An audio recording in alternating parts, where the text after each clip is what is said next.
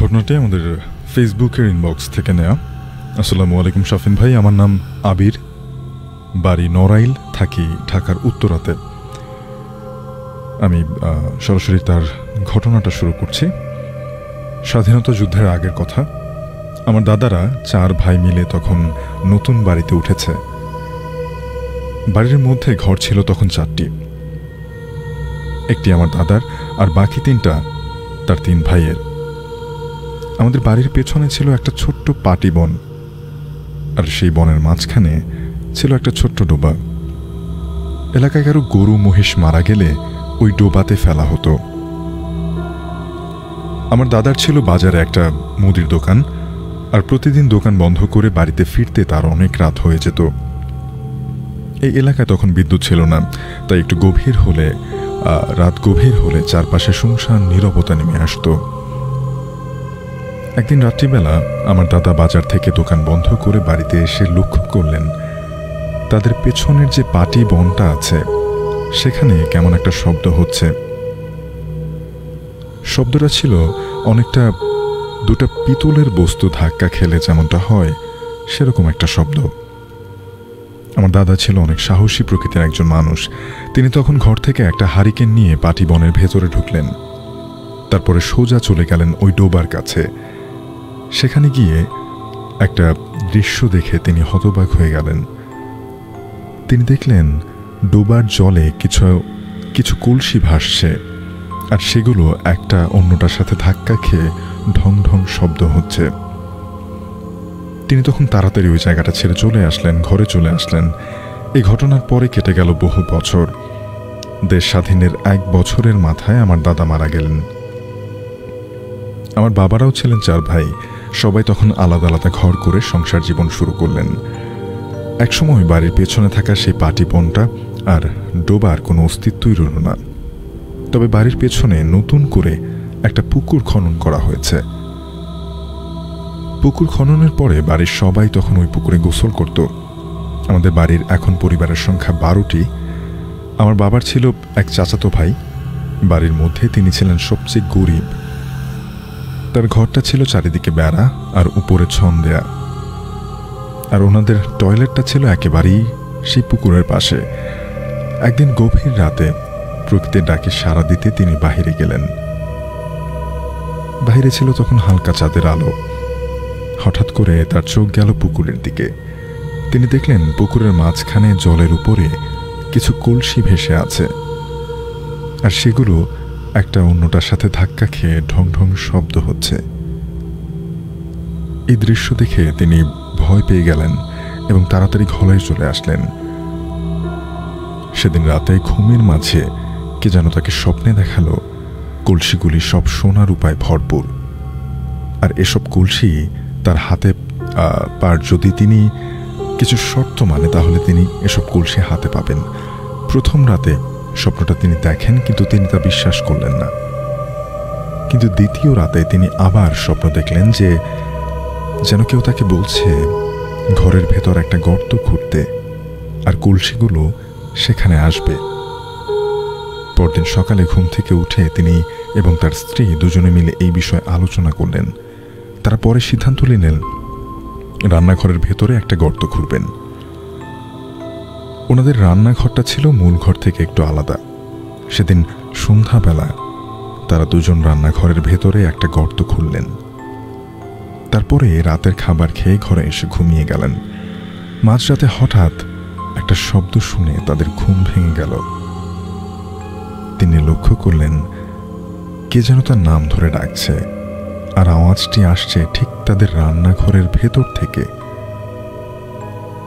তিনি এবং তার স্ত্রী দুজন মিলে তখন একটা হারিকেন নিয়ে রান্নাঘরের দিকে গেলেন। রান্নাঘরের ভেতরে ঢোকার সাথে সাথে একটা দমকা হাওয়া এসে তাদের হারিকেনটা নিভিয়ে গেল। চারপাশে তখন খুটখুটে অন্ধকার ঢেকে গেছে। এমন সময় একটা গায়েবী আওয়াজ তাদের কানে ভেসে আসলো।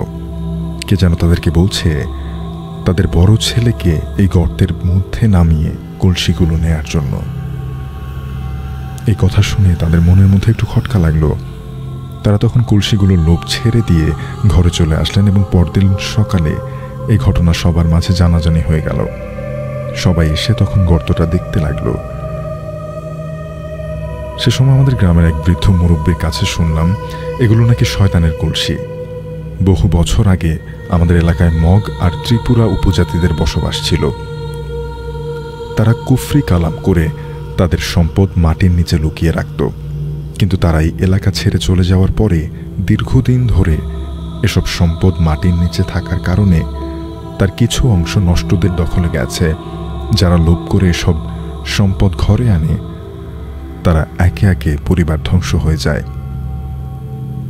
শাফিন ভাই, এটাই ছিল আমার ঘটনা। পড়ে শোনানোর অনুরোধ রইল। ঘটনাটি আমাদেরকে পাঠিয়েছেন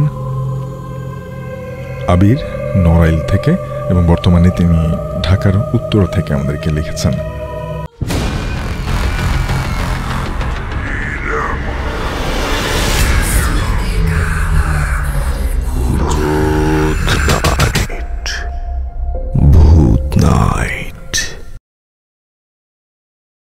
আসসালামু আলাইকুম শাফিন ভাইয়া। ওয়ালাইকুম আসসালাম। আমি জানি আপনি ভালো আছেন। আমার নাম অহনা, বাড়ি ঢাকার বাসাবোতে। আমি প্রত্যেক শুক্রবারই ভূত নাইট শুনি। আমার অনেক পছন্দের একটা প্রোগ্রাম। আসলে আমার আম্মু দীর্ঘ 25 বছর যাবৎ একটা সমস্যায় ভুগছেন। অনেক ডাক্তার কবিরাজ দেখিয়ে কখনো কোনো লাভ হয়নি। আমার আম্মু সবসময় খুব খারাপ অবস্থার মধ্য দিয়ে কাটান। বড় বড় হুজুররা বলেছেন আম্মুর সাথে নাকি একটা জিন আছে, যেটা অনেক শক্তিশালী একটা জিন। এই জিনটা কিছুতেই আমার আম্মুকে ছাড়তে চাইছে না। ওই জিনের কারণে আম্মুর সাথে ঘটা কয়েকটা ঘটনা আপনাকে লিখে পাঠাচ্ছি। অনুরোধ রইল, পড়ে শোনাবেন। 25 বছর আগের কথা। তখন আমার জন্মও হয়নি। একদিন সন্ধ্যার দিকে আম্মু গরু আনবার জন্য মাঠে যান, কিন্তু সন্ধ্যা পেরিয়ে রাত হয়ে গেলেও আম্মু ফিরলেন না। আব্বু তখন তার সাথে আরো দুজনকে নিয়ে মাঠের দিকে আম্মুকে খুঁজতে গেলেন। আমাদের বাড়ি থেকে মাঠে যেতে হলে মাঝখানে একটা বড় কবরস্থান পড়ে। চারিদিকে তখন অনেক অন্ধকার, তাই জন্য আব্বু একটা টর্চ লাইট নিয়ে বের হলেন। তো আব্বুরা যখন টর্চ কবরস্থানের মাঝখান দিয়ে মাঠের দিকে যাচ্ছিলেন, তখন হঠাৎ উপর থেকে কে যেন তাদের গায়ে কিছু একটা ছুঁড়ে মারে। এদিক ওদিক লাইট মারতে আব্বু দেখলেন কবরস্থানের ভেতরেই একটা বড় খই গাছের ডালে আম্মু বসে আছে। তার চোখ দুটো অস্বাভাবিক রকমের লাল। আব্বুর সাথে যারা দুজন ছিলেন তারা এই দৃশ্য দেখে ভয় পেয়ে তারা তখনই দৌড়ে পালিয়ে যান। এদিকে আব্বু ভয় পাচ্ছেন, তবে নিজের স্ত্রীকে এভাবে ফেলে চলে রেখে যেতেও পারছেন না। আব্বু আম্মুর নাম ধরে ডাক দেন আর বলেন গাছ থেকে নেমে আসার জন্য। তখন আম্মু একটা পুরুষ কণ্ঠে আব্বুকে জোরে ধমক দেন এবং বলেন এখনই এখান থেকে চলে যেতে, না হলে আম্মুকে নাকি মেরে ফেলবে। আব্বু তখন ভয় পেয়ে বাড়ি চলে যান এবং আরো কয়েকজন সাহসী লোককে ডেকে আনেন। ওনাদেরকে নিয়ে আব্বু আবার কবরস্থানে এলেন, কিন্তু আম্মু যে গাছটাতে আগে বসেছিলেন সেখানে লাইট মেরে কাউকেই দেখতে পেলেন না। তখন সবাই মিলে কবরস্থানের ভেতরে ঢুকে লাইটের আলো ফেলে আম্মুকে খুঁজতে লাগলেন। হঠাৎ একটা ভাঙা কবরের মধ্যে আলো পড়তে আব্বু দেখলেন একজোড়া চোখ সেই কবরের মধ্যে জ্বলজ্বল করছে। আব্বু তখন সবাইকে সেখানে ডাক দেন এবং আম্মুকে টেনে হিঁচড়ে সেই কবরের ভেতর থেকে বাইরে বের করে আনেন। আম্মুর ভেতরে থাকা সেই জিন তখন ছটফট করছিল, কিছুতেই কবর থেকে বের হতে যাচ্ছিল না। বাড়ি ফিরিয়ে এনে সবাই মিলে অনেক কষ্টে আম্মুকে বারান্দায় শুইয়ে দেন। এরপর বাড়িতে একজন কবিরাজ আসেন। তিনি দোয়া দুরুদ পড়া শুরু করতে আম্মু সেই পুরুষ কণ্ঠে জোরে জোরে চিৎকার করতে থাকে। তখন সে কবিরাজ জিনটাকে জিজ্ঞেস করে যে কেন আমার আম্মুর উপরে ভর করেছে। জিনটা তখন বলে আম্মু গরু নিয়ে বাড়ি ফেরার পথে কবরস্থানের শেষ মাথায় নাকি ওই জিনটার ছায়া পাড়া দেয়, আর তাই রেগে গিয়ে আম্মুর উপরে ভর করেছে। সে আরো বলে আমার ওকে খুব ভালো লেগেছে, আমি ওকে আমার সাথে নিয়ে যাব, তোরা কিছুতেই ওকে রাখতে পারবি না।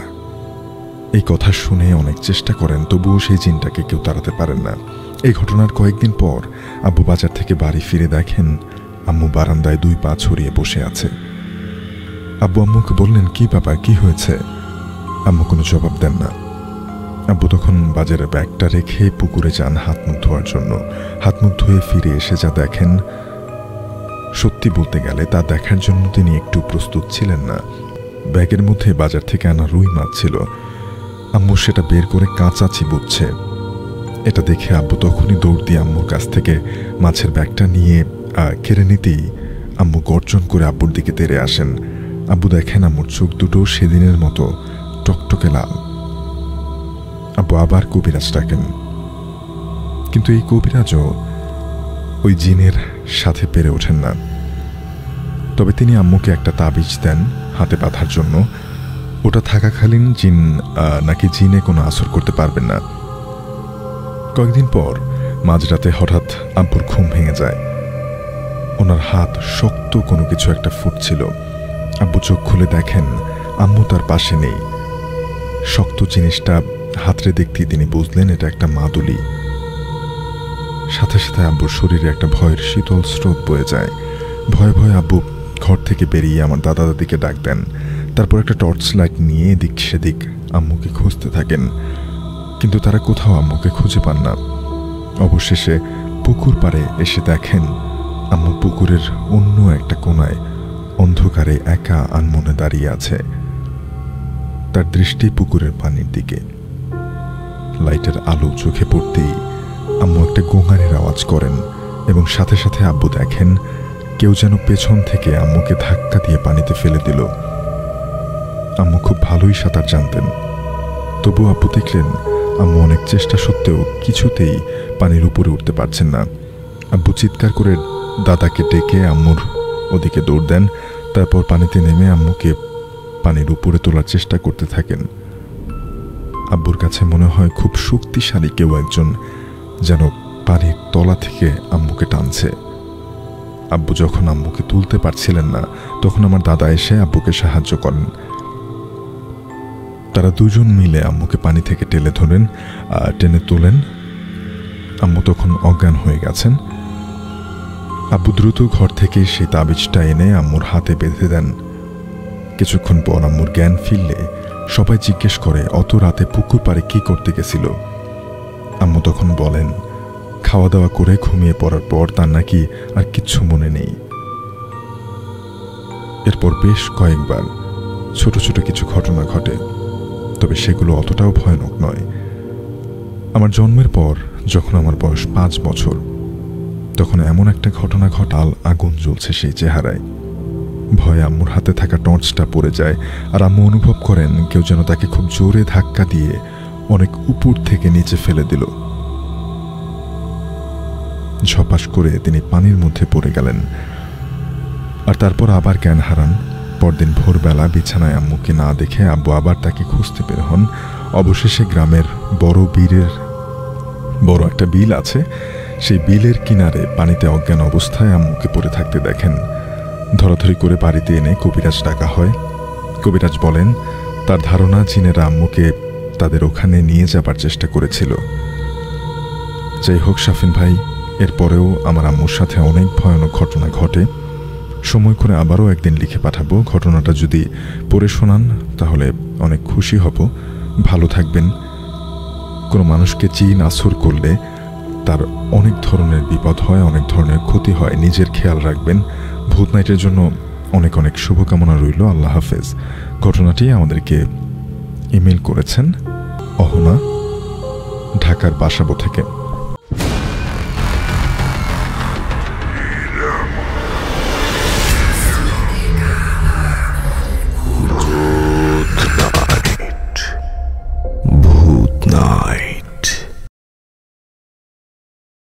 শাফিন ভাই আসসালামু আলাইকুম। ওয়ালাইকুম আসসালাম। কেমন আছেন?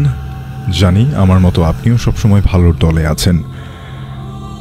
আজ যে ঘটনাটা শেয়ার করব তা আমার প্রতিবেশীর কাছ থেকে শোনা একটা ঘটনা। তাই আর কথা না বাড়িয়ে আমি সরাসরি ঘটনায় চলে গেলাম। তখন ছিল শীতের সময়। তারা ইটের ভাটায় কাজ করত। প্রতি বছরের মতো গত বছরেও কাজ করতে গিয়েছিল। তো একদিন কাজ শেষ করে সন্ধ্যায় তিনজন বাজারে যায় বাজার করতে। বেশি বাজার সদাই না করে শুধু কয়েকটা সিলভার কার্প মাছ কিনে ইট ভাটার দিকে রওনা হলো। তখন সময় ছিল রাত 8:30টার মতো। তারা যখন ইট ভাটার কাছাকাছি চলে আসলো তখন একজনকে বলল যে, তুই ভাটায় গিয়ে কাজের বুয়াকে মাছগুলো দিয়ে বলবি ভাজি করতে। তো কাজের বুয়া রান্নাবান্না শেষ করে বাড়িতে চলে যায়। তাদের মধ্যে যে লোকটি বুয়াকে মাছগুলো দিতে বলেছিল বা দিতে গিয়েছিল সে ভাটার একটা ঘরে ওই সময় শুয়ে পড়েছিল। সেই ঘরটা ছিল নির্জন একটা জায়গায়। ঘরের উপরে ছিল একটা বড় ধরনের আম গাছ। তখন রাত প্রায় 11টা-12টার মতো বাজে। সে শোয়া অবস্থায় হঠাৎ করে শুনতে পেল গাছটা যেন কে নাড়াচ্ছে এবং মরমর করে গাছটা দুমড়ে মুচড়ে কেউ যেন ভেঙে ফেলছে। আর গাছের পাতা হাওয়া ছাড়াই যেন সব পাতা মাটিতে পড়ে যাচ্ছে বৃষ্টির মতো।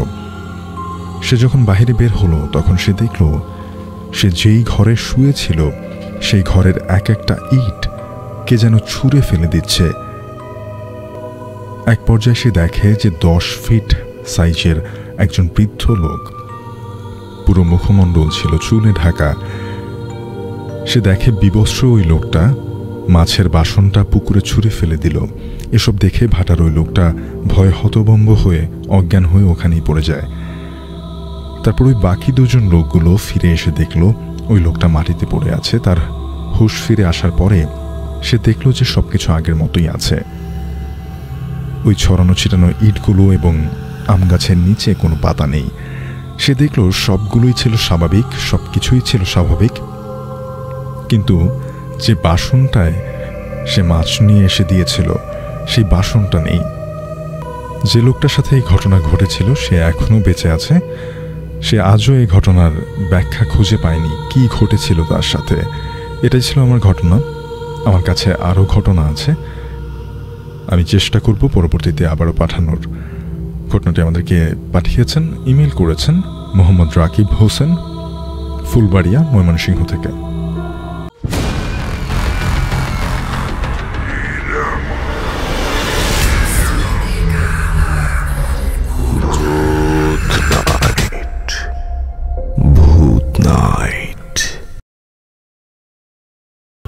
এই ঘটনাটি আমাদেরকে ইনবক্স করেছেন আরাফাত হাসান। আসসালামু আলাইকুম শফিন ভাই, কেমন আছেন? ওয়ালাইকুম আসসালাম। জি, আমি খুব ভালো আছি। আমি ভূত নাইটের একজন নিয়মিত শ্রোতা। এমনিতেই ভূত জিন বিষয়ক বই, মুভি ও কাহিনীর প্রতি আমার ছোটবেলা থেকেই অন্যরকম একটা আগ্রহ আছে। সে থেকেই আমি এসব ভৌতিক কাহিনী নির্ভর অনুষ্ঠানগুলো শুনতে বরাবরই মিস করি না। ভূত নাইটও তাই আমি মিস করি না। কথা না বাড়িয়ে আমি চলে যাব ঘটনায়। ঘটনাটি প্রায় 20-25 বছর আগের হবে। আমি এটি জেনেছি আমার এক বন্ধুর মুখ থেকে। বলে রাখা ভালো যে ওর বাবা একজন মৌলবী, হুজুর মানুষ এবং খুব ভালো ঝাড়ফুঁক ইত্যাদি করতে পারেন। বহু এলাকা থেকে মানুষ তার কাছে জিন ভূত সংক্রান্ত নানান সমস্যার সমাধানের জন্য আসেন। অনেকটা বংশীয় ধারায় এসব কাজ তারা করে আসছে। ওর দাদাও এমন ভালো ঝাড়ফুঁক করতে পারতেন। বলতে পারেন না তারা একটা কবিরাজ ফ্যামিলি। ঘটনাটি ঘটে ওর বাবা ওর বড় ভাইয়ের সাথে। আমরা শুনে থাকি যে কবিরাজ যারা হন, জিন ভূত যারা ঝাড়ফুঁক করেন, জিনেরা তাদের নানানভাবে জ্বালাতন করে থাকে। আবার কখনো তাদের জ্বালাতন না করে বরং প্রায়ই তাদের বাচ্চা এবং পরিবারকে সমস্যা করে থাকে। তাই যথাসম্ভব কবিরাজরা তাদের পরিবারের লোকজনদের বিভিন্ন দোয়া কালাম পড়ে শরীর বন্ধ করে দেন। ওর বাবা যে মসজিদে থাকত তার পাশে একটা টিনের ঘরেই তিনি তার বড় ছেলেকে নিয়ে থাকতেন। রাত্রে প্রায়ই ঘরের চালে কোনো জিনিসের হাঁটার আওয়াজ পেতেন, আবার কারো কান্নার আওয়াজ, কিংবা কোনো রাতে টিনের চালে ঢিল ছোড়ার শব্দ। এসব ছিল অনেকটা দৈনন্দিন রুটিনের মতো। সে সময় সেই ঘরে ওর বাবা আর ওর বড় ভাই থাকতো একসাথে। আর জিনেরা তার ক্ষতি সাধন করার ইচ্ছায় না আবার ছেলের ক্ষতি করেন, যেহেতু সে বাবার সাথে থাকে, তাই তিনি তার বড় ছেলের শরীর সন্ধ্যা হতেই বন্ধ করে দিতেন। ঘটনা যেদিন ঘটে, হয়তো সেদিন তিনি তার ছেলেকে ঝাড়ফুঁক করে বন্ধ করে থাকেননি। রাতে বাবা ছেলে ঘুমানোর পর অনেক রাতে ওর বাবার ঘুম ভেঙে যায়, তবে তা কোনো ঢিল ছোড়ার আওয়াজ বা অন্য কোনো কিছু ছিল না। তবে তিনি বুঝলেন যে কোথাও কোনো গোলমাল হয়েছে। তিনি তার পাশে ঘুমের মধ্যে হাত দিতে দেখলেন তার ছেলে নেই। তিনি ঘাবড়ে গেলেন। খাটের পাশে জানালার ওখানটা খোলা দেখা গেল এবং চাঁদের স্পষ্ট আলোয় দেখতে পেলেন যে কে যেন একটা তার ছেলেকে খোলা জানালা দিয়ে টেনে হেঁচড়ে নিয়ে যাচ্ছে। এতক্ষণে অর্ধেক শরীর বের করে ফেলেছে। ওনার আর বুঝতে বাকি রইল না যে এটি কি করছে আর কে করছে, কেন করছে। তিনি তাড়াতাড়ি করে তার ছেলেকে ধরে ফেললেন এবং ছাড়ানোর জন্য আপ্রাণ চেষ্টা করলেন। একসময় সেটি তাকে ছেড়ে দিল। তিনি ছেলেকে ঘরে ঢুকালেন এবং জানালা বন্ধ করলেন। এটি ছিল কেবলমাত্র একটা রাতের ঘটনা।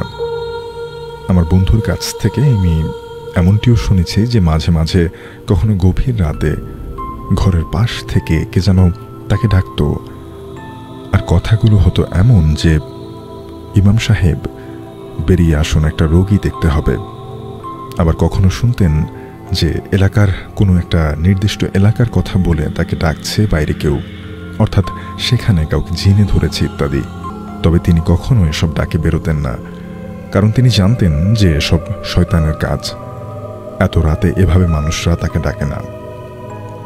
বহু বছর পূর্বে আমি নিজেও একজন মহিলা দেখেছি যে রাতে শুয়ে থাকলেই তার টিনের চালের উপরে কারো হাঁটার চলার শব্দ, কখনো বা উপর্যুপুরি ঢিল ছোড়ার আওয়াজ পেত, অথচ আমরা তার পাশের ঘরে থাকা সত্ত্বেও আমরা এসবের কোনো কিছুই টের পাইনি।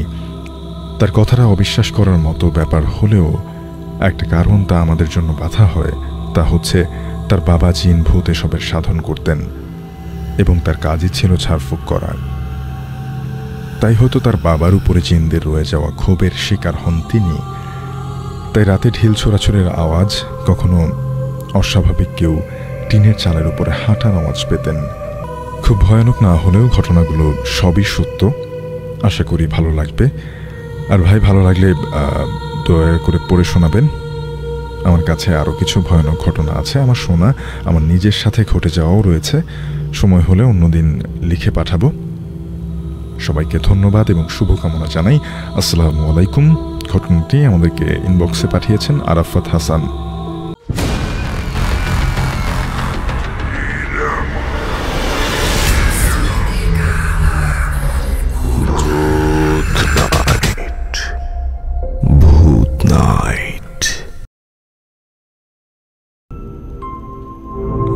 ভাইয়া, আপনাকে অনুরোধ করছি আপনার নাম বলে আপনি আপনার ঘটনাটা শেয়ার করবেন আমাদের সাথে। ধন্যবাদ শাফিন ভাইয়া। গল্পটা আমার সাথে ঘটে যাওয়া খুব বেশি দিনের না, এই লাস্ট ইয়ার করোনার আগের আর কি। করোনার লাস্ট ইয়ার 19 সালের ঘটনা। 19 সালের ডিসেম্বরের দিকে, শীতকাল তখন। তো আমাদের যে এলাকাটা ছিল, এলাকায় আমরা খেলাধুলা করতাম। তো সবাই ছোটো ছোটো তখন, তো মোটামুটি আমাদের সবাই একটা পাড়াটার টিম আছে। তো টিমটা আমরা হচ্ছে একটা ব্যাডমিন্টন খেলার জন্য একটা কোর্ট বানানোর সিদ্ধান্ত নিলাম। দেন হচ্ছে কোর্ট বানানোর জন্য কোর্ট কাটে, আপনারা তো জানেন যেভাবে কোর্ট কাটে, তারপরে হচ্ছে নেট টেট লাইট টাইট লাগানো। সো এরকম সচরাচর আমরা একদিন এরকম নেট টেট লাগালাম, খেলা করব। দেন সকাল দুপুর তো খেলা যায় না, দেন রাতের বেলা সবাই খেলা সিদ্ধান্ত নিলাম। দেন 6টার দিকে খেলা শুরু করছি। তারপর আবার একটু ব্রেক নিয়ে চলে গেছি। দেন আবার বাসা থেকে খাওয়া দাওয়া করে আবার একটা খেলার একটা কেমন জানি ভিতর থেকে আসছে যে আজকে খেলবো। কারণ ফার্স্ট দিন, বিশেষ করে শীতের সময় যেটা হয় যে আমরা মাঝরাত পর্যন্ত খেলতে যাই, ব্যাডমিন্টন খেলার আনন্দ থাকে। শীতের যে আবহাওয়াটা ছিল এটা ফিল করার জন্য রাতে ব্যাডমিন্টন খেলার সিদ্ধান্ত নিয়েছি। দেন আমরা চলে গেছি ওখানে খেলতে। খেললাম, বেশ কিছুক্ষণ খেললাম। তো খেলতে খেলতে খেলতে খেলতে কয়েকটা গেম হওয়ার পরে 2টা মতো বেজে গেছে, 2টা না হয়তো 1:30টা মতো হবে এরকম। তো 1:30টার বাজার পরে আমরা অনেকে বলতেছে আর খেলবো না, অনেকে হাঁপাই গেছে বা অনেকের ঘুম টোমা চলে আসতেছে, এরকম একটা ব্যাপার আসতেছে। তো আমার যে বাসা যেহেতু কোর্ট থেকে পাশে ছিল, কোর্টটা আমি বলে রাখি, কোর্টটা হচ্ছে জঙ্গলের সাইডের মতো ছিল, আশেপাশে জঙ্গলাটে ছিল এবং রাত্রে 12টার পরে দেখবেন মোটামুটি কুয়াশা চলে আসে। তো আশেপাশটা একটা কুয়াশান্য অবস্থা, কুয়াশার ভিতরে ছিল। দেন আমরা লাইট টাইট জ্বালায় খেলা শুরু করতেছি, কিন্তু আমার ফ্রেন্ডের আমার বাসার কাছে ছিল কোর্টটা। তো আমি চিন্তা করলাম যে ওরা সবাই তাহলে চলে যাক, আমি লাইট টাইট অফ করে সুন্দর করে নেট টেট গুছায় বাসায় নিয়ে যাই। তো সেই সুবাদে আমি হচ্ছে নেট টেট গুছালাম। দেন আমার একটা অবশ্য অন্যরকম প্ল্যান ছিল, আমি একটা সিগারেট খেতে চাইছিলাম। তো সেই জন্য আমি একটু ওয়েট করতেছিলাম যে সবাই যাক বা পাড়া মুরব্বী আশেপাশে যারা কেউ যেন না থাকে, এরকম টাইমে একটা সুন্দর মতো এক সিগারেট খাবো, দেন বাসায় চলে যাবো। মানে আপনি অপেক্ষা করছিলেন যাতে সবকিছু গুছিয়ে নেওয়ার জন্য, আপনি নিজের মতো একটা সময় চাচ্ছিলেন এবং পাড়ার মুরব্বীরা চলে গেলে আপনি একান্ত একটা সময় কাটানোর জন্য বসেছিলেন। রাইট। তো ওখানে আমি যখন লাইটটা বন্ধ করছি আর হচ্ছে নেট গুছাই ফেলে আমি সিগারেটটা ধরাই আমার কাছে কেমন একটা ছমছমে অবস্থা লাগতেছে, মানে লাইট অন্ধকার হয়ে গেছে তো, এবং কুয়াশা, এবার একটা সাদা সাদা ভাব লাগতেছে। এবং অলরেডি তখন আপনি একা চলে গেছে, আমার ফ্রেন্ডরা সব চলে গেছে। দেন আমি খাইছি, খেয়ে আমি একটা কেমন একটা আওয়াজ পাইতেছি না, আসলেই কোনো আওয়াজ পাইতেছি না, মানে কেমন শুনশান লাগতেছে, অতিরিক্ত ঠান্ডা মনে হইতেছে, মানে অতিরিক্ত কোনো আওয়াজ নাই, এরকম একটা ব্যাপার তৈরি হয়েছে, নিস্তব্ধ একেবারে, কোনো শব্দ নেই। দেন আমি হাঁটা শুরু করলাম, আমার বাসার দিকে যাবো কি না এরকম একটা হাঁটাহাঁটি করতেছি। বাট আবার এমন না যে খুব অন্ধকার, কুয়াশার ভিতরে আলো টালো আসতে, মানে সব কিছু মিলে একটা থমথমে অবস্থায় আছে। দেন আমি হাঁটা শুরু করতেছি, হঠাৎ করে হাঁটতে হাঁটতে 2-3 মিনিট পরে আমি যেন ফজরের আজান দিচ্ছে, মানে ফজরের আজান দিচ্ছে। হ্যাঁ, ফজরের আমি জানি না দিচ্ছে না শুনতেছি আমি। আপনি বললেন যে আপনি 1:30টার সময় হচ্ছে। হ্যাঁ, তো আমি এরকম একটা ভেবা চাকা খেয়ে গেলাম, লাইক হচ্ছে আমি খেললাম 2টা পর্যন্ত, হঠাৎ করে 3টা-4টা বেজে গেল, বুঝলাম না কেমনে কিভাবে হইলো। দেন হঠাৎ হাঁটতে আমি হঠাৎ করে দেখতে সূর্য উঠতেছে, এরকম একটা বড় আলো আসতেছে কোথা থেকে জানি, সূর্য উঠতেছে, এরকম একটা ব্যাপার আসলো। দেন আমি একটু রীতিমতো ঘাবড়ে গেলাম, কিন্তু অতটা পাত্তা না দিয়ে আমি ওই দিনের মতো বাসায় কোনো মতে ঢুকে গেছিলাম। দেন পরের দিন যখন আমার আবার খেলবে, তো আমার জিনিসটা একটু উইয়ার্ড লাগছিল, অতটা আমি কেয়ার করি নাই অবশ্য। পরের দিন যখন আবার খেলতেছি, তখন হচ্ছে আমার 2টা ফ্রেন্ডরে বললাম যে তোরা আজকে থাক, একসাথে যাবো না, কারণ গতকালকে আমি একটা ছোটোখাটো একটা ব্যাপারে এক্সপিরিয়েন্স করছি, কী ছিল আমি ওটা আসলে জানি না। তো ওরা যখন খেলতেছিল, মানে খেলা টেলা শেষ করে আজকে ওরকম 1:30-2টার দিকেই শেষ করে দিছি। শেষ করে দেওয়ার পরে ওরা চলে গেল, আর আমার সাথে একটা ফ্রেন্ড ছিল, 2টা ফ্রেন্ডের থাকার কথা ছিল, আমরা 2 জন ছিলাম। দেন আমরা গুছাইতেছি, লাইট টাইট বন্ধ করলাম বরাবরের মতো। দেন আমি আবার as usual, it's not good for health, but আমি স্মোকটা খুব ধরাই স্মোক করার জন্য। তো আমি যখন ধরানোর পরে কেমন জানি আগের মতোই অবস্থা, কিন্তু একটা শব্দ পেলাম। আমি যেহেতু বলছিলাম যে কোর্টের আশেপাশে একটু বন জঙ্গলাটে টাইপ আছে, তো একটা আশেপাশে একটা শব্দ পাইলাম।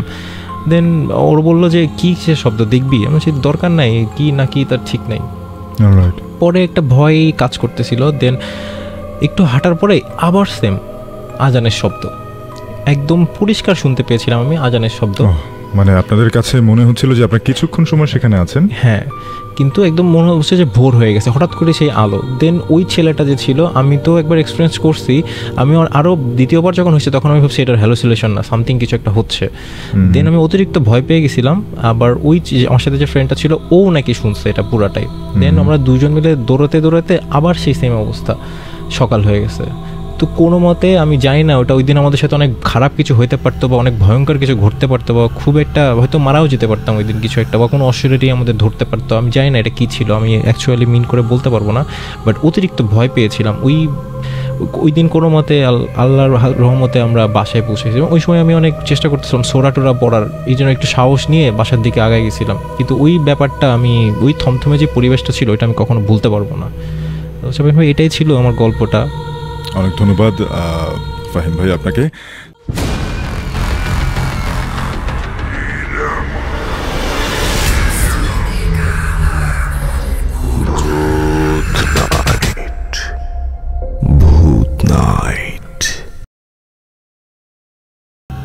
ঘটনাটি আমাদেরকে ইমেল করেছেন রাজিয়া সুলতানা। হ্যালো শাফিন ভাই, আসসালামু আলাইকুম। ওয়ালাইকুম আসসালাম, আশা করি অনেক ভালো আছেন। আমার নাম রাজিয়া সুলতানা, বাড়ি খুলনা ডুমুরিয়াতে। আমি নিয়মিত ভূত নাইট শুনে থাকি। আমার সাথে কখনো কোনো ভৌতিক ঘটনা ঘটেনি, তবে আমার বড় আপু এবং দুলা ভাইয়ের সাথে একবার একটা ঘটনা ঘটে। ওনারা তখন আমেরিকার লস অ্যাঞ্জেলসের একটা শহরে থাকতেন।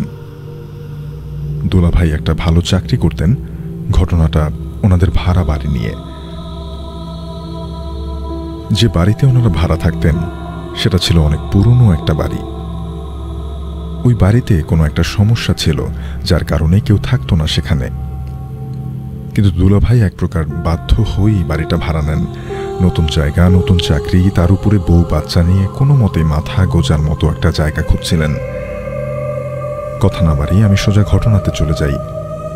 ঘটনাটি আমি দুলাভাইয়ের মুখে শুনেছিলাম, তাই ওনার ভাষাতেই আমি লেখার চেষ্টা করছি। 2014 সালের কথা। আমার স্ত্রী আর বাচ্চাকে নিয়ে ওঠার মতো কোনো অ্যাপার্টমেন্ট পাচ্ছিলাম না। খুঁজতে খুঁজতে এক পর্যায়ে একজন আধবুড়ো টাইপের লোক আমাকে জানালেন তার একটা ছোট্ট বাড়ি আছে, চাইলে আমি সেটা ভাড়া নিতে পারি। আমেরিকাতে অ্যাপার্টমেন্টের তুলনায় বাড়ি ভাড়া অনেক বেশি, তাই না করে দিলাম। ভদ্রলোক তখন মনে হয় আমার সমস্যাটা বুঝতে পেরেছিলেন, তাই জন্য বললেন ভাড়া নিয়ে কোনো চিন্তা করতে হবে না। অ্যাপার্টমেন্টে যেই ভাড়া দেওয়া লাগতো এখানেও আপনি একই ভাড়া দিলেই চলবে। আমিও রাজি হয়ে গেলাম। সেদিন দুপুরের পরেই আমার স্ত্রী আর বাচ্চাকে নিয়ে চলে এলাম। জঙ্গলের মতো একটা জায়গা, এক পাশ দিয়ে সরু রাস্তা। শেষ মাথায় গিয়ে বাড়িটার দেখা মিলল। রং চটে যাওয়া জীর্ণ শীর্ণ একতলা একটা বাড়ি। দেখলেই কেমন গা ছমছম করে ওঠে। আমার স্ত্রীর কিন্তু বাড়িটা বেশ পছন্দ হলো। সে কোমরে শাড়ি পেঁচিয়ে ঘরদোর সব পরিষ্কার করতে থাকলো। 3টে বেডরুম, বারান্দার এক পাশে একটা কিচেন আর একটা ড্রয়িং রুম। ঝাড়পোছ করার পর বাড়িটাকে দেখে আমার নিজেরই বেশ ভালো লাগলো। আমার বাচ্চা তো নতুন বাড়ি পেয়ে এদিক ওদিক দৌড়ুদৌড়ি করতে শুরু করলো। রাত 8টার দিকে কাজকর্ম শেষ করে আমার স্ত্রী রান্না বসালো, আর আমি জঙ্গলের ওপাশের এরিয়াটা একটু দেখতে বেরোলাম। যাবার সময় সদর দরজায় তালা লাগিয়ে গেলাম। 9টার পর যখন বাড়ি ফিরছি তখন বেশ দূর থেকে আমার বারান্দার আলোটা দেখা যাচ্ছিল। একটু কাছাকাছি আসতেই আমার কাছে মনে হলো অনেক লম্বা কোনো একজন মানুষ বারান্দায় হাঁটাহাঁটি করছে। আমার বেশ সন্দেহ লাগলো। দরজায় তো তালা মেরে এসেছি, জোর পায়ে হেঁটে বাড়ির সামনে আসতেই দেখি যেভাবে তালা লাগিয়ে গিয়েছিলাম ওভাবেই তালা লাগানো আছে। তালা খুলে ভেতরে ঢুকে পুরো বাড়ি আমি তন্ন তন্ন করে খুঁজলাম, কিন্তু রান্নাঘরে আমার স্ত্রী আর বিছানায় আমার ঘুমন্ত বাচ্চাকে ছাড়া আমি আর কাউকে পেলাম না। তবে স্ত্রীকে কিছু বললাম না। আমার মনের মধ্যে কিন্তু একটা খটকা রয়েই গেল। সারাদিন অনেক খাটনি গেছে, তাই দ্রুত খাওয়া দাওয়া শেষ করে শুয়ে পড়লাম। কিছুক্ষণের মধ্যে ঘুমিয়েও পড়লাম। কতক্ষণ পর তা জানি না, হঠাৎ ঘুম ভেঙে গেল। শুয়ে শুয়ে শুনতে পেলাম শিরিন, আমার স্ত্রী, বেডরুমের দরজা খুলে বাইরে গেল। তার পায়ের শব্দ শুনতে পেলাম। সে বাথরুমে ঢুকে দরজা বন্ধ করল। ঘুম ঘুম চোখে আমি তার ফিরে আসার অপেক্ষা করতে থাকলাম। অনেকক্ষণ কেটে যাওয়ার পরও সে ফিরল না। ব্যাপারটা কি তা দেখার জন্য বিছানায় শুয়েই আমি ওর নাম ধরে ডাক দিলাম। আমার স্ত্রী বিছানার আমার পাশ থেকে জবাব দিল, কি হয়েছে? আমি একেবারে লাফিয়ে উঠে বসলাম। একটু আগে তাহলে দরজা খুলে বাথরুমে কে গেল? দেখার জন্য আমি উঠে বাথরুমে গেলাম, কোথাও কেউ নেই। আবার ফিরে এলাম। সে রাতে আর ভালো করে ঘুমাতে পারলাম না। শেষ রাতের দিকে আবার ঘুম ভেঙে গেল। স্পষ্ট শুনতে পেলাম কে যেন বসার ঘরের চেয়ার টানাটানি করছে। আমি জানি এই বাড়িতে আমার পাশে শুয়ে থাকা আমার স্ত্রী আর বাচ্চা ছাড়া আর কেউ নেই। বসার ঘরে কারো চেয়ার টানাটানির কথা না, কিন্তু উঠে গিয়ে চেক করার সাহস পেলাম না। চুপ করে শুয়ে থাকলাম। পরদিন সকালে শিরিন আমাকে দেখে আতকে উঠল, বলল, রাতে ঘুমাওনি তুমি? আমি ওকে কিছু বললাম না, বললাম যে নতুন জায়গা তো এই জন্য। পরের রাতে আবার একই কাহিনী। সারা রাত আমি ঘুম হচ্ছিল না। গভীর রাতে হঠাৎ শুনতে পেলাম রান্নাঘরে কেউ যেন থালা বাটি উল্টাপাল্টা করছে। এবারে আমি শিরিনকে ডেকে তুললাম। ও বলল, কি হয়েছে? আমি বললাম, রান্নাঘরে কিসের যেন শব্দ হচ্ছে। ও বলল, কই কিছু না তো। তারপর আবার ঘুমিয়ে পড়ল। এদিকে আমি ভয়ের কারণে ঘুমাতে পারছি না। বাধ্য হয়ে সারা রাত ঘরের লাইট জ্বালিয়ে রাখলাম। এরপর আরও বেশ কয়েক রাতে এমন অদ্ভুত আওয়াজ পেতে থাকি। শিরিন প্রথমে আমার কথা বিশ্বাস করতো না, কিন্তু একসময় সেও স্বীকার করলো যে এই বাড়িতে মাঝে মাঝে বিচিত্র সব ব্যাপার ঘটে। ব্যাপারটা ঘটলো আমার 2 বছর বয়সী বাচ্চাকে নিয়ে। সে মাত্র কথা বলতে শুরু করেছে এবং হঠাৎ করে শিরিন একদিন শুনতে পেল একা ঘরে সে হেসে কুটি কুটি হচ্ছে। কি দেখে সে হাসছে এটা দেখার জন্য সেই ঘরে গিয়ে দেখে কিচ্ছু নেই। আমার বাচ্চা তখন তার মাকে দেখে তার ভাঙা ভাঙা আধো উচ্চারণে বলল, আম্মু দেখো। শিরিন জিজ্ঞেস করলো, কি দেখব? জিশান আমার ছেলে হাত দিয়ে সামনে অদৃশ্য কিছু একটা দেখিয়ে বলল, এই যে। তারপর আবার হি হি করে হাসতে শুরু করলো। শিরিন একটু ভয় পেয়ে ছুটে গিয়ে আমার বাচ্চাকে কোলে নিয়ে সরে গেল। আমি বাসায় এসে শিরিন শুকনো মুখে বসে আছে। এরপর সবকিছু শুনে আমি বললাম, আমি তোমাকে আগেই বলেছি, তুমি আমার কথা বিশ্বাস করোনি। শিরিন বলল, এই বাসায় আমি থাকবো না, তুমি অন্য বাসা দেখো। আমি মাথা নাড়লাম, বললাম ঠিক আছে। কিন্তু মজার ব্যাপার হলো, আমরা কিভাবে জানি পুরো ব্যাপারটায় অভ্যস্ত হয়ে গেলাম। গভীর রাতে ঘুম ভেঙে যায়, আমরা শুনতে পাই কেউ একজন হাঁটছে, দরজা খুলছে, দরজা বন্ধ করছে। মাঝে মাঝে আমাদের বাচ্চা অদৃশ্য কাউকে দেখে হেসে কুটি কুটি হয়।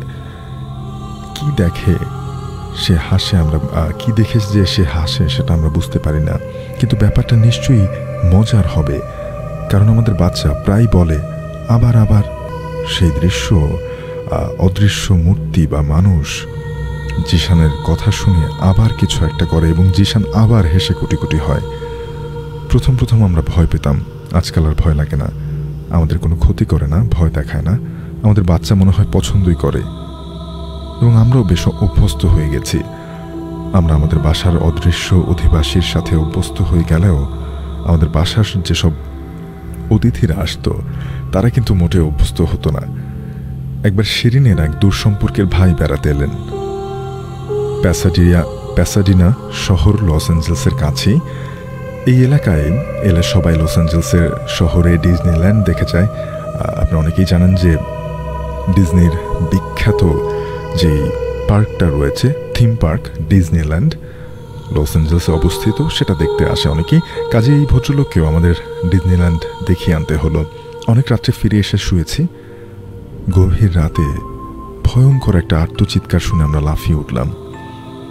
ছুটে বাইরের ঘরে গিয়ে দেখি ভদ্রলোক 2 হাত 2 পা ভাঁজ করে বিছানায় বসে থরথর করে কাঁপছেন। আমি জিজ্ঞেস করলাম, কি হয়েছে? প্রথমে ভদ্রলোক কোনো কথাই বলতে পারেন না। মুখে পানির ছাপটা দিয়ে তাকে ধাতস্থ করতে হলো। একটু শান্ত হয়ে বললেন, রাত্রে হঠাৎ করে ঘুম ভেঙে গেছে, তখন শুনতে পেলেন কেউ দরজা খুলে হাঁটছে। এরপরে চেয়ার টানার শব্দ শুনতে পেলেন। প্রথমে ভেবেছিলেন যে আমরা কেউ, তাই বেশি গা করেননি। এরপর শুনতে পেলেন পায়ের শব্দ তার ঘর পর্যন্ত এসেছে। তখন তিনি হঠাৎ চোখ খুলে তাকালেন। তাকাতেই দেখেন মাটি থেকে একেবারে ঘরের ছাদ পর্যন্ত একটা মূর্তি তার দিকে তাকিয়ে আছে। চোখ দুটো ছোট ছোট লাল আগুনের মতো জ্বলছে। সেটি দেখেই তিনি এরকম ভয়ঙ্কর চিৎকার দিয়েছেন। আমরা সাথে সাথে ব্যাপারটা বুঝে গেছি, কিন্তু এই রাতে তাকে সেটা বলা ঠিক হবে বলে মনে হলো না। কোনো রকম একটু সাহস দিয়ে তাকে ধাতস্থ করলাম। ভদ্রলোক আর ঘুমালেন না, সারা রাত জেগে বসে রইলেন এবং সকাল হতেই তার ব্যাগ সুটকেস নিয়ে একটা হোটেলে চলে গেলেন। যাবার আগে বলে গেলেন, আমরা যেন এই বাসা ছেড়ে চলে যাই। এটা মানুষের বাসা নয়, এটা পিশাচের বাসা। শুধু যে এই ভদ্রলোকের বেলা এমন হলো তা নয়, যারাই আমাদের বাসায় আসতো তারাই ভয় পেত। আমাদের দূর সম্পর্কের এক ভাবি একটা কনফারেন্সে এসে আমাদের বাসায় রাত কাটাতে এসেছেন। গভীর রাতে পানি খাবার জন্য তিনি রান্নাঘরে গিয়ে দেখেন সেখানে চেয়ারে একজন মানুষ বসে আছে। মাথার অর্ধেক কিভাবে থেতলে গেছে, সারা মুখ রক্তে মাখামাখি। ভাবি তখন রক্ত শীতল করা যা একটা চিৎকার দিলেন তার কোনো তুলনা নেই। আমার আরেক বন্ধু বাসায় বেড়াতে এসেও সেই একই অবস্থা। গভীর রাতে বাথরুমে গিয়ে দেখি বাথট্যাপে গুটিসুটি মেরে সে শুয়ে আছে। মুখের অর্ধেক সে বাথরুমে গিয়ে দেখে বাথট্যাপে গুটিসুটি মেরে কেউ একজন শুয়ে আছে। মুখের অর্ধেক পুরে ঝলসে গিয়েছে, একটা চোখ বের হয়ে গিয়েছে। তাদের কেউই আমাদের বাড়িতে এক রাতের বেশি থাকতে পারেননি। আমরা কিভাবে দিনের পর দিন এই বাসায় আছি সেটা নিয়ে বিস্ময় এবং আতঙ্ক প্রকাশ করে গেছে সবাই। আমরা কিন্তু কখনোই ভয়ের কিছু দেখিনি। জিশান মাঝে মধ্যে কিছু একটা দেখতে পাই, আমরা টের পাই, কিন্তু তার মাঝে ভয়ের কিছু নেই। মাঝে মাঝে আমাদের বেশ অস্বস্তি হয় যখন মনে হয় তার সাথে এই অশরীরী প্রাণীর এক ধরনের বন্ধুত্ব আছে। শাফিন ভাই, এটাই ছিল আমার দুলা ভাইয়ের কাছ থেকে শোনা ঘটনা। ওনারা প্রায় 3 বছর যাবৎ ওই বাড়িতে ছিলেন, তবে কখনো ওনাদের সাথে খারাপ কিছু ঘটেনি। শাফিন ভাই, যদি ঘটনাটা ভালো লাগে তাহলে পড়ে শোনাবেন। ভালো থাকবেন, আল্লাহ হাফেজ। ঘটনাটি আমাদেরকে ইমেল করে পাঠিয়েছেন রাজিয়া সুলতানা, খুলনার ডুমুরিয়া থেকে।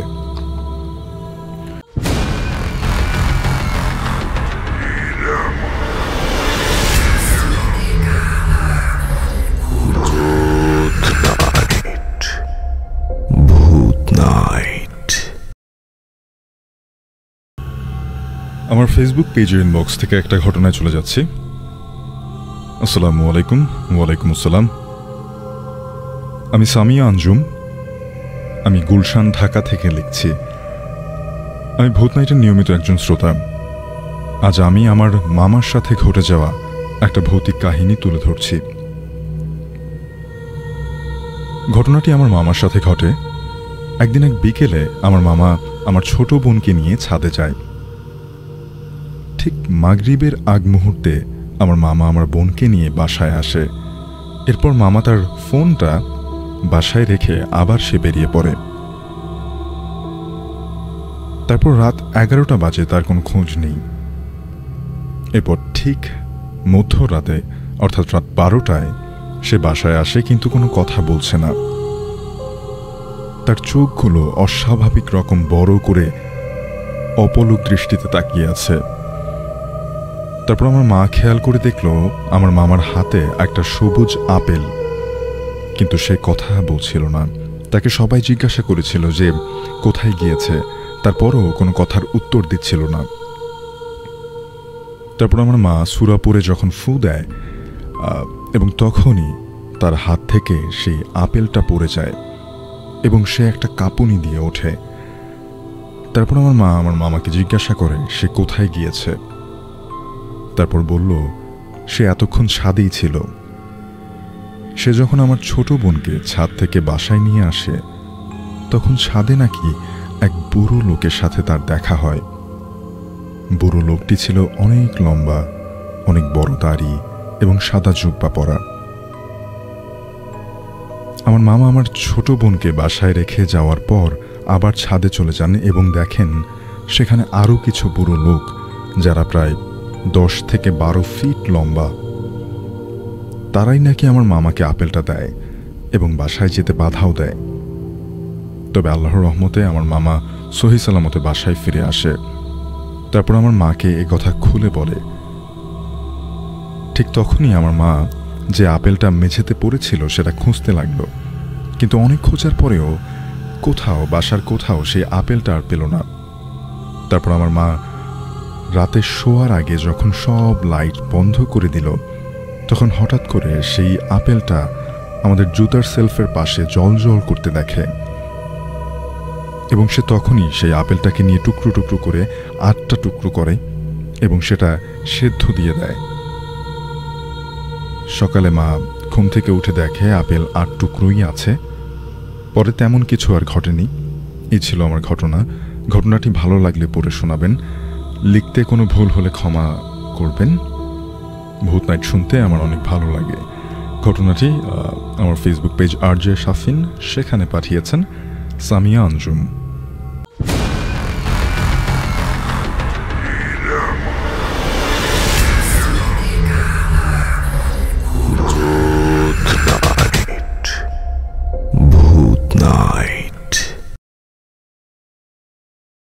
ফোন কলে সরাসরি আপনাদের কাছ থেকে ঘটনা শুনতে। শুধুমাত্র যারা ঘটনা শেয়ার করবেন তারাই ফোন কল করবেন। হ্যালো হ্যালো হ্যালো, জি আমি শুনতে পাচ্ছি। আপনি জি আসসালামু আলাইকুম। ওয়ালাইকুম আসসালাম। জি আপনার ঘটনাটা শেয়ার করবেন, নাম বলে আপনার ঘটনাটা শেয়ার করবেন। জি জি আমি ফাতেমা। আমি যে ঘটনা শেয়ার করছি সেটা হচ্ছে একটা হাসপাতালে আমার মায়ের সাথে ঘটে যাওয়া। অলরাইট। তো 2018-তে 2018 সালে হচ্ছে আমার ছোট বোন হয়। তো ও যে হাসপাতালে গিয়েছিল, তো আমার আম্মুর 7 দিন হাসপাতালে থাকতে হয়েছিল। তো 7 দিন হাসপাতালে যখন থাকতে হয়েছিল ওনার, আমি থাকতাম না, বাট আমি যেদিন থেকেছি ওই দিন মা বললো উনি নাকি ফজরের সময় ঠিক কিছুক্ষণ আগে 3টার দিকে উনি ফিল করলো যে জাস্ট একটা ছোট বাচ্চা টাইপের কিছু, মানে একটা বাচ্চা ওনার খাটের আশপাশ দিয়ে অনেক ঘোরাঘুরি করতেছে। ওখানে আমার নানু আর আমার একটা আপু ছিল, তো ওরা কেউ দেখতেছিল কিন্তু আম্মু দেখতেছে। আমার ছোট বোন তখন তাই কোলে ছিল, তো উনি দেখতেছে ঘোরাঘুরি করতেছে অনেক। ফজরের কিছুক্ষণ আগে একটা ছোট বাচ্চাকে তিনি দেখলেন যে তার বেডের চারপাশে ঘোরাফেরা করছে। যে একদম ছোট, মানে যে নবজাতকের থেকে একটু বড় হবে এমন। তো উনি নাকি খাটটাকে, ওই বাচ্চাটা এত জোরে জোরে লাড়াচ্ছিল যে যেন মানে অনেক মাত্রায় ভূমিকম্প হইতেছে এমন একটা ফিলিংস ছিল, বাট ওইটা কেউ দেখতে পাচ্ছিল না যে ওইটা নড়তেছে খাটটা। তো তারপর নাকি হঠাৎ ওই বাচ্চাটা আমার যে বোন আছে বোনের পাশে আসছে, আসার পরে আম্মু হঠাৎ করে অনেক জোরে চিৎকার দিয়েছে। পর আমি উঠে গেছি, আমার নাও নিয়ে উঠে গেছে সাথে সাথে। বলতেছে যে কি হয়েছে তোমার, এইভাবে চিৎকার দিলাম। বলতেছে আম্মা দেখেন আমার খাটের আশেপাশে কে যেন অনেক ঘোরাঘুরি করতেছে। তো ওনারা তো কিছু দেখতে পারতেছেন না, তো এই বিষয়টা খুবই খারাপ ছিল। তো তখন ছাড়া দিচ্ছে, বাট বাসায় আসার পরও আমার ছোট বোনের অনেক প্রবলেম হতো। আমার ছোট বোন নাকি প্রায় রাতেই উপরে তাকাতো, অনেক টাকার চোখ উঠে তার নাকি অনেক কান্নাকাটি করতে, মানে কান্নাকাটি করতো, তখন কথা তো বলতে পারতো না। তো এই সমস্যা অনেক ছিল, বাট আল্লাহর রহমতে ধীরে ধীরে কমে গেছে সমস্যাটা। আমার কাছে আরো একটা ছিল স্টোরি, বাট ওটা আর কি এখন বলতে পারছি না, সময় কম। আমরা পরবর্তী একটা সময় শুনে ফেলবো। আপনার নামটা যদি শেয়ার করতেন। জি আমার নাম হচ্ছে সাইয়েদা, আমি প্রায় কমেন্ট করি। অলরাইট, অনেক ধন্যবাদ বোন।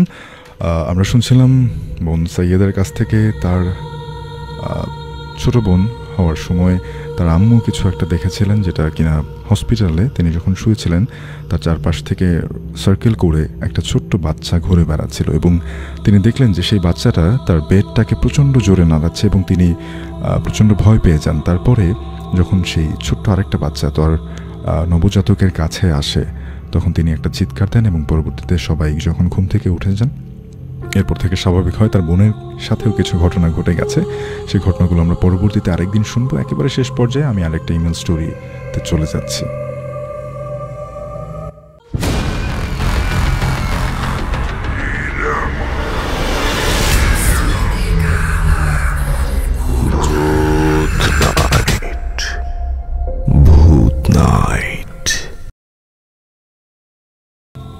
ঘটনাটি আমার ফেসবুক পেজ আরজে শফিন, সেখানে পাঠিয়েছেন তানিশা জাহান। আসসালামু আলাইকুম শফিন ভাইয়া। ওয়ালাইকুম আসসালাম। আশা করি আল্লাহর রহমতে অনেক ভালো আছেন। আমার নাম তানিশা জাহান, আমি মেহেরপুর জেলার মুজিবনগর উপজেলা থেকে। ভাইয়া আমি মূল ভূত নাইটের একটা এপিসোডে আমার গ্রামের এক দাদার সাথে ঘটে যাওয়া একটা ঘটনা শেয়ার করেছিলাম। আপনাকে অসংখ্য ধন্যবাদ সেই ঘটনাটা পড়ে শোনানোর জন্য। আমি আজকেও একটা ঘটনা নিয়ে ভূত নাইটে হাজির হয়েছি।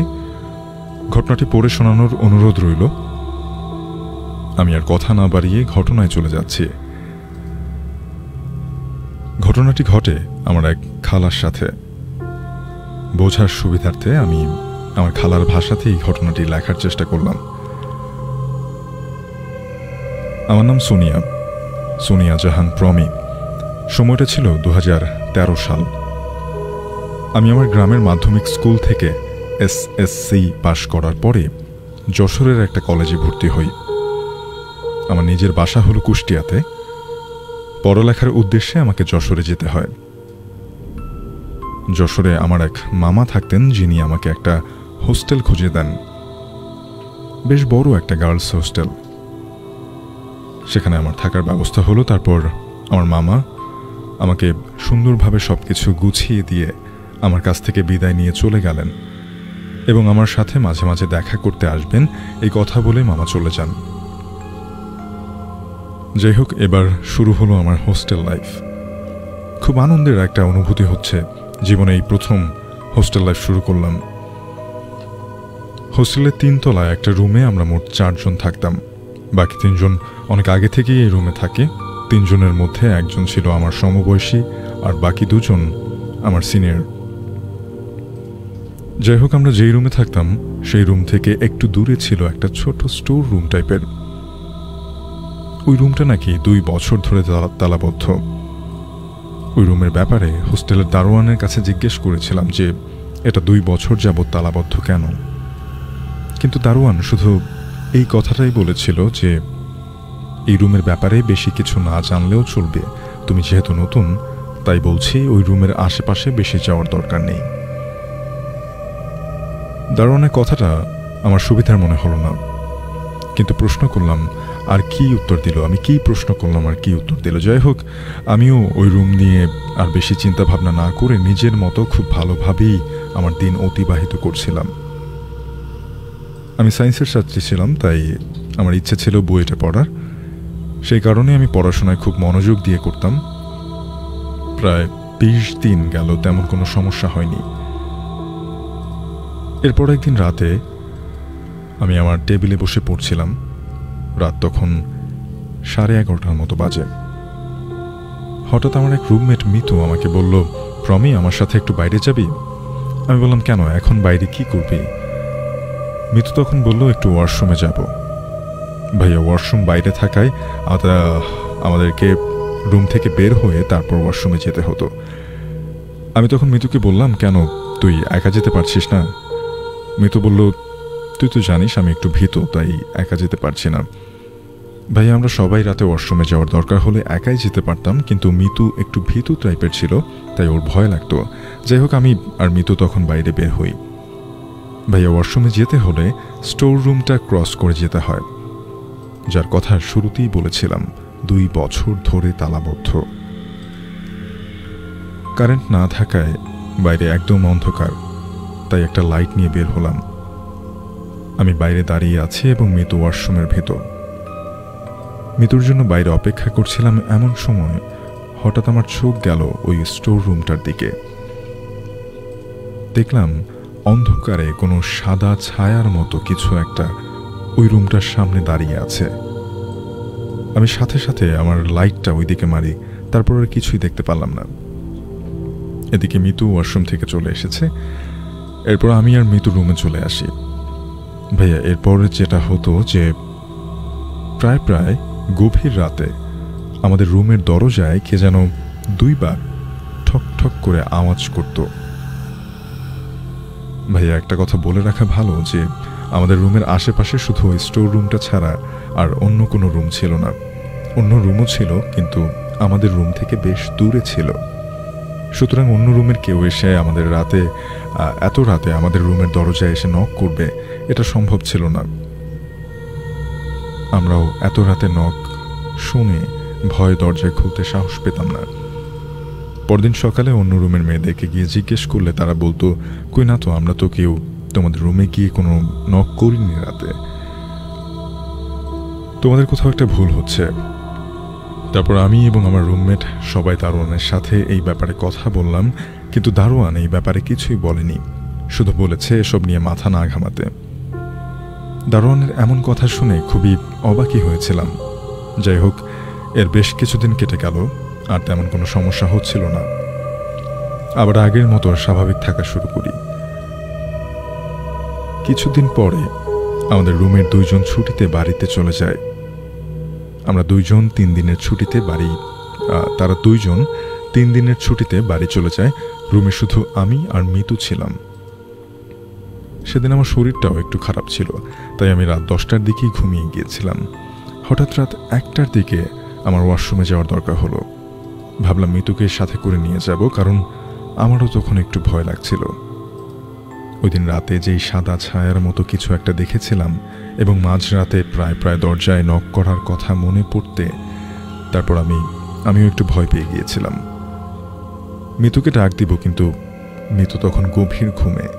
তাই আর কোনো উপায় না পেয়ে আমি একাই সাহস করে একটা লাইট নিয়ে বের হয়ে পড়ি। হাঁটতে হাঁটতে সেই স্টোর রুমের কাছে চলে আসি। হঠাৎ তখন আমার মনে হলো আমার পায়ের নিচে একটু পিচ্ছিল মতো বাজছে। মনে হলো নিচে মনে হয় পানি বা এমন কিছু পড়ে আছে। আমি তখন নিচের দিকে লাইট মেরে দেখলাম ওই স্টোর রুমের দরজার নিচ দিয়ে রক্ত গড়িয়ে গড়িয়ে বাইরে আসছে। আমার পায়ের নিচে যেন রক্তের স্রোত একটা অবস্থা। এই রক্তাক্ত অবস্থা দেখে আমি খুব ভয় পেয়ে যাই। আমি তখন পেছনের রুম দিয়ে একটা দৌড় দিব, এমন সময় হঠাৎ করে ওই তালাবদ্ধ স্টোর রুমটা একা একাই খুলে গেল। তারপর আমি যা দেখলাম সেটা আমি কল্পনাও করতে চাই না। দেখলাম একটা সাদা কাপড় পরিহিতা মেয়ে ওই স্টোর রুমের ভেতরে দাঁড়িয়ে আছে। দেখলাম মেয়েটার একটা বিভৎস চেহারা এবং চোখে মুখে রক্ত লেগে আছে। আমার দিকে অপলক দৃষ্টিতে তাকিয়ে বিকট কণ্ঠে হাসছে। এই দৃশ্য দেখে আমার পুরো শরীর ঠান্ডা হয়ে গেল। দেখলাম সেই অশরীরীটা আমার দিকে এক পা করে এগিয়ে আসছে। আমি কি করব কিছুই বুঝতে পারছিলাম না। এক পর্যায়ে মেয়েটা একদম আমার সামনে চলে আসে। আমি প্রচণ্ড ভয়ে স্থির হয়ে যাই, আর হঠাৎই সেই মেয়েটা আমার গলা চেপে ধরে। আমি তখন সেখানেই একটা চিৎকার দিয়ে জ্ঞান হারাই। আমার তখন আর কিছুই মনে ছিল না। কিছুক্ষণ পরেই আমার জ্ঞান ফিরলে আমি নিজেকে পাই আমার নিজের বিছানায়। দেখলাম আমার পাশে আমার মিতু এবং দারোয়ান দাঁড়িয়ে আছে। মিতুকে জিজ্ঞেস করলাম যে আমি এখানে কিভাবে আসলাম, আমি এখন কি অবস্থায় আছি। মিতু বলল যে একটা চিৎকারের আওয়াজ শুনে আমি বাইরে গিয়ে দেখি স্টোর রুমের কাছে গিয়ে তুই অজ্ঞান হয়ে পড়ে আছিস। আমি তখন দারোয়ানকে ফোন দিই এবং দুইজন মিলে তোকে রুমে নিয়ে আসি। এরপর তাদের দুইজনকে আমি ঘটনা খুলে বলি। ঘটনা শুনে দারোয়ান বলল, 2 বছর আগে এই স্টোর রুমে একটা ছাত্রীর জখম করা লাশ পাওয়া গিয়েছিল। ওই মেয়েটা হোস্টেলে নতুন এসেছিল। তখন হোস্টেলের ছাত্রীর সংখ্যা এখনকার চেয়েও আরো অনেক বেশি ছিল। কিন্তু এই ঘটনার পর বিশেষ করে এই হোস্টেলের 3 তলায় যেসব ছাত্রী নতুন আসে তাদের সাথেই এমন ভয়াবহ ঘটনা ঘটে। আমি তখন দারোয়ানকে জিজ্ঞেস করলাম যে আপনি আমাকে এই ব্যাপারে আগে কেন বলেননি? আপনি আগে এই কথা বললে আমি আজকে হয়তো এমনটা হতো না আমার সাথে। দারোয়ান বলল, হোস্টেল কর্তৃপক্ষ মানা করায় আমি কাউকে এই ব্যাপারে কিছু বলি না। এই হোস্টেলের 3 তলায় নতুন ছাত্রী খুব কমই আসে, তাই এই ঘটনার ব্যাপারে নতুন ছাত্রী কেউ আসলে তাকে কিছুই বলা হয় না বা সাবধান করা হয় না। এই 2 বছরে তোমার আগেও 2 জন ছাত্রী, নতুন ছাত্রী এই 3 তলায় এসে উঠেছিল, এমনকি তাদের সাথেও এমন ভয়ানক ঘটনা ঘটেছিল।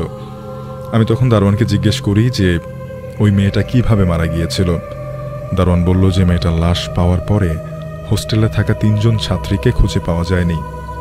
তখন এটা পরিষ্কার হয়ে গিয়েছিল যে ওই 3 জন ছাত্রী মিলেই হয়তো ওই মেয়েটাকে খুন করে এবং এই হোস্টেলের রুমে গিয়ে স্টোর রুমে রেখে গিয়ে তারা হোস্টেল থেকে পালিয়ে গিয়েছিল। দারোয়ানকে আরও জিজ্ঞেস করলাম যে এই ঘটনার ব্যাপারে কি হোস্টেলের সব ছাত্রী অবগত? দারোয়ান বলল, না, সবাই জানে না। যারা শুধু নতুন আসে তারাই এই ঘটনার ব্যাপারে জেনে যায়। বাকি ছাত্রীদেরকে বলে দিলে আর কেউই এই হোস্টেলে থাকবে না, তাই কাউকে এই ঘটনার ব্যাপারে কিছু বলা হয় না। ভাইয়া, এরপর থেকে আমি ওই হোস্টেলে অন্য আরেকটা জায়গায় চলে যাই। ওই হোস্টেল থেকে আমি তখন ভেবেছিলাম যে এই রহস্যর কথা আমি সবাইকে বলে দেব, কিন্তু দারোয়ান আমাকে অনেক অনুরোধ করলো কাউকে কিছু না বলতে, তা না হলে নাকি তার চাকরি থাকবে না। আমিও আর এই ঘটনার কথা, তার কথা চিন্তা করে, অর্থাৎ দারোয়ানের কথা চিন্তা করে আর কাউকে বলিনি। তো ভাইয়া, এটাই ছিল আমার ঘটনা।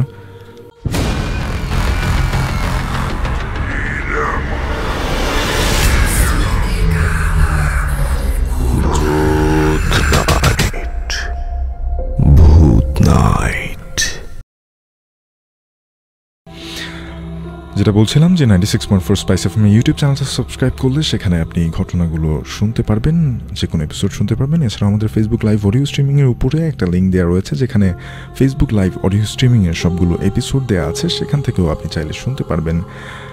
এবং 96.4 স্পাইস এফএমের ফেসবুক ভেরিফাইড ফেসবুক পেজটা লাইক দিয়ে থাকবেন। ভূত নাইটের ফেসবুক পেজটা লাইক দিবেন, BHOOT space NIGST। Do join our Facebook group ভূত নাইট। এবং আমাকে যদি ফলো করতে চান এবং অবশ্যই বেশি মানুষের কাছে পৌঁছিয়ে দিতে চান, তাহলে যেটা করতে হবে, আমার Facebook page RJ Shafin, RJ space SHAFIN RJ Shafin. তো সেখানে গিয়ে সেখানেও ফলো লাইক দিয়ে সাপোর্ট দিয়ে আপনারা পাশে থাকবেন আশা করব। এবং ঘটনা পাঠানোর জন্য last but not the least, bhoot964@gmail.com এই ঠিকানায় ঘটনাগুলো পাঠাবেন, BHOOT 964@gmail.com। আজকের মতো বিদায় জানাতে হচ্ছে। সবাই ভালো থাকবেন, সুস্থ থাকবেন এবং সতর্ক থাকবেন।